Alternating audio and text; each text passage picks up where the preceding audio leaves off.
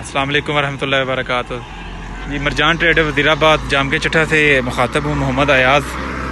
Sir जी ये तरक्की वंडा का ऑर्डर आज दूसरा ऑर्डर आया है मेरा और ये ऑफ लोडिंग चल रही है।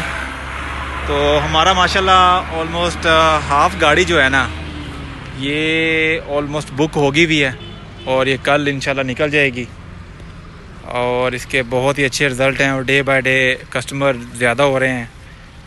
जो राना साहब का नारा है किसान की तरक्की पाकिस्तान की तरक्की, उसको ऑलमोस्ट पूरे पाकिस्तान में भरपूर पजीराई मिल रही है और उम्मीद है आइंदा कुछ अरसे में ये पाकिस्तान के हर शहर में अवेलेबल होगा, हर किसान तक जाएगा ये और इसके जो भरपूर नतायज हैं वो हर किसान हासिल कर सकेगा इंशाल्लाह। जो राना साहब का नारा है किसान की तरक्की पाकिस्तान की तरक्की, उसको मज़ीद तक़वियत मिलेगी और जानवरों की हेल्थ और बाकी कुछ जो रिपीट के मसाइल और बाकी छोटी मोटी जो बीमारियां इंशाल्लाह इस वंडे के साथ पैदा ही नहीं होंगी और दूध की पैदावार, गोश्त की पैदावार, बच्चों की सेहत, 7 किस्म का वंडा बना रहे हैं राना साहब और एक से बढ़कर एक है माशाल्लाह।